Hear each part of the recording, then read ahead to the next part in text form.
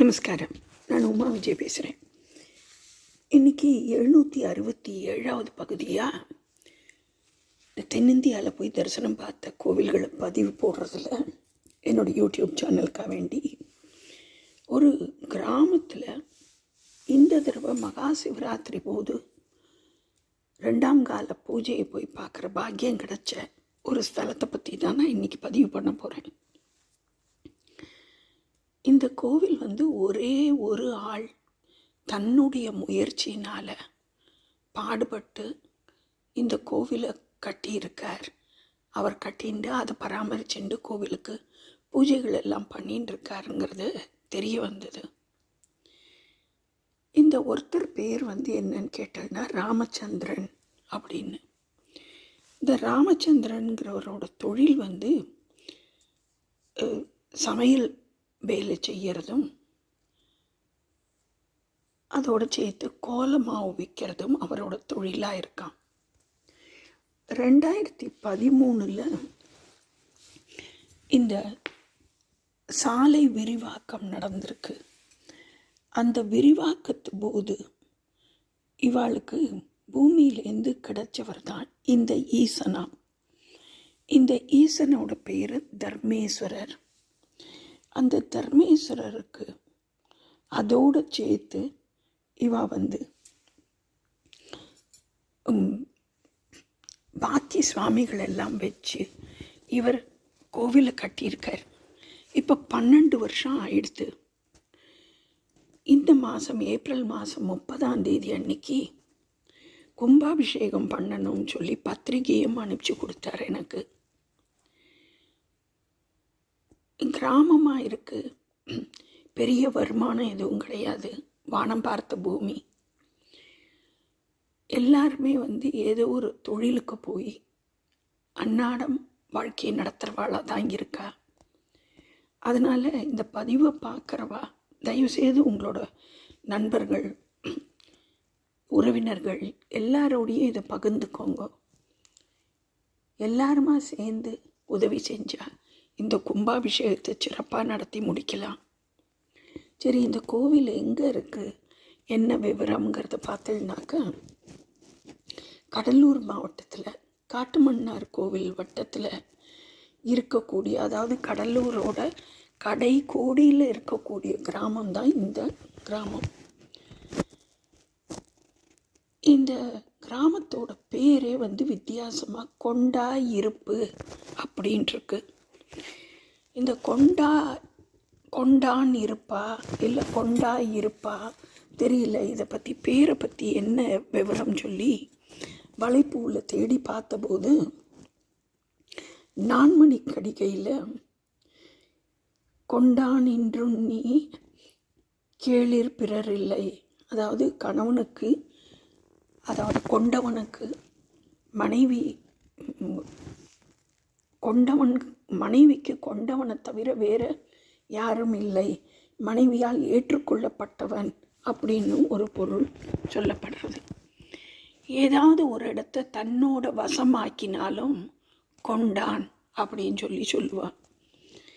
இப்போ பார்த்தோம்னாக்கா வாதாபிங்கிற இடத்த வென்றதுனால வாதாபி கொண்டான், மதுரையை வென்றதுனால மதுரை கொண்டான், கங்கை கொண்டான், அப்புறமா கடாரம் கொண்டான், அப்படி நிறைய கொண்டான், முடி கொண்டான் அப்படிலாம் நம்ம கேட்டிருக்கோம். அந்த மாதிரி இந்த ஊருக்கும் ஏதோ ஒரு கொண்டான் அப்படிங்கிறது இருந்திருக்கணும்.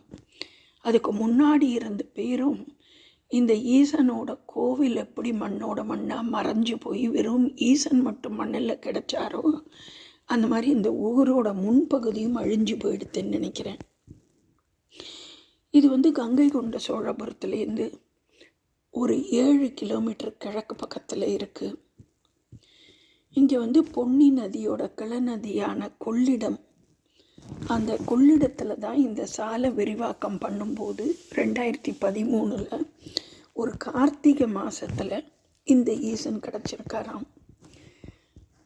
அதுக்கப்புறமா இவர் இந்த கோவிலுக்கு, இந்த சுவாமிக்கு ஒரு 12 அடி நீளம், 21 அடி நீளம், 12 அடி அகலத்தில் ஒரு சின்ன கட்டடம் மாதிரி கட்டி அதில் ஈசன், பிள்ளையார், முருகன், துர்கை, தட்சிணாமூர்த்தி, சனீஸ்வர பகவான் இவாளெல்லாம் வச்சு ஒரு 3 அடி கலசத்தோட கோவில் கட்டி அந்த கோவிலில் அவரால் முடிஞ்ச வரைக்கும் தினப்படி வந்து சுவாமிக்கு பூஜையை பண்ணிட்டு போயின்னு இருக்கார்.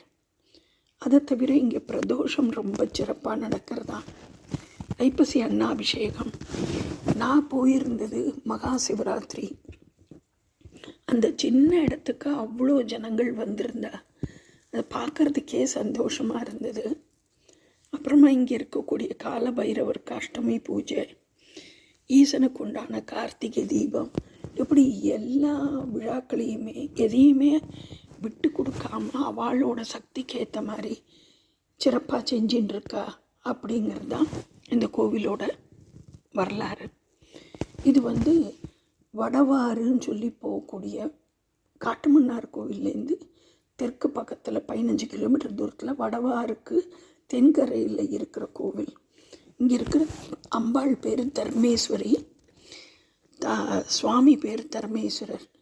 சுவாமியோட கர்ப்பகிரகத்து வாசல்லையே பார்த்தீங்கன்னா பிள்ளையாரும் முருகரும் சின்ன அளவில் இருக்கா. அப்புறம் தெற்கு பகுதியில் தட்சிணாமூர்த்தி, பின்னாடி பக்கம் மேற்க பார்த்த மாதிரி சனீஸ்வர பகவான், அப்புறமா வடக்கு துர்க்கை எல்லாரும் இருக்கார். அதை தவிர இந்த கோவிலில் கால பைரவர் இருக்கார், நந்தி பகவான் இருக்கார், நவகிரகம் இருக்குது. எல்லா சுவாமிகளுமே சின்ன கோவிலாக இருந்தாலும் எல்லா சுவாமிகளையும் வச்சு எல்லா சுவாமிக்குமே சிறப்பான வழியில் பூஜை பண்ணின்னு இருக்கா. இந்த இதை பண்ணின்னு இருக்கிறவர் வந்து பேர் வந்து ராமச்சந்திரன் சொல்லிட்டு.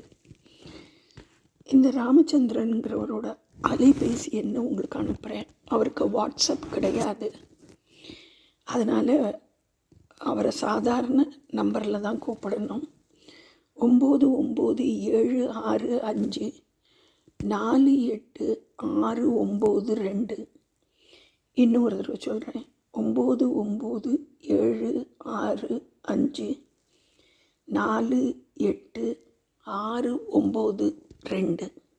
9976548692. இவர் கிராமத்தில் பூஜாரியாக இருக்கார். இவருக்கு நான் பேசின போது அவர் சொன்ன வார்த்தை, எப்படியாவது இந்த ஈசனுக்கு கும்பாபிஷேகத்தை முடிச்சுட்டு அதுக்கப்புறம் ஈசன்கிட்ட நான் போனேன்னா நிம்மதியாக இருப்பேன்.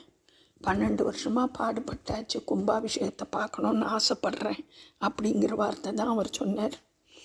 வர்ற 30/4/2026 வியாழக்கிழமை அன்னைக்கு இந்த கோவிலில் இருக்கிற அத்தனை சுவாமிக்கும் சேர்த்து தர்மேஸ்வரி சமேத தர்மேஸ்வரருக்கு கும்பாபிஷேகம் நடக்கிறது. இது வந்து கஞ்சங்கொல்லை அப்படின்னு நான் இப்போ சமீபத்தில் ஒரு பதிவு ஒன்று போட்டிருந்தேன், நடு கஞ்சங்கொல்லைங்கிற ஊரை பற்றி. இடங்கொண்டீஸ்வரர்னு, விசாலாட்சி அம்பாள் சமேத இடங்கொண்டீஸ்வரர். அந்த நடுகஞ்சங்கொல்லை எல்லாமே இருக்கக்கூடிய கஞ்சங்கொல்லை பஞ்சாயத்தில் தான் இந்த கொண்டாயிருப்புங்கிற கிராமம் இருக்குது அப்படிங்கிறதையும் உங்களுக்கு தெரிவிக்கிறேன். சந்தர்ப்பம் கிடைச்சவங்க கண்டிப்பாக பெரிய பெரிய கோவில்கள் எல்லாம் கும்பாபிஷேகம் நடக்கும். ஆனால் இந்த மாதிரி கோவில்களுக்கு போய் அவளுக்கு நம்ம ஒரு உந்துதலாகவும் சப்போர்ட்டாகவும் அனுசரித்து போனோம்னா நல்லா இருக்குங்கிறது. ஏன்னா இந்த ஈசனோட வரலாறு எதுவுமே நமக்கு தெரியாது. எத்தனை வருஷம் அவர் மண்ணில் புதஞ்சு கிடந்தாரோ அதுவும் அந்த ஈசனுக்கு தான் தெரியும். அதனால் தயவுசெய்து கும்பாபிஷேகத்துக்கு சந்தர்ப்பம் கிடைக்கிறவா எல்லாரும் போங்க, உங்களுக்கு தெரிஞ்சவாளோட பகிர்ந்துக்கோங்க. எல்லாருமே நம்மளால உதவியை செஞ்சு இந்த கோவில் கும்பாபிஷேகத்தை சிறப்பாக நடத்த வழி பார்க்கலாம். நம சிவாய. நன்றி.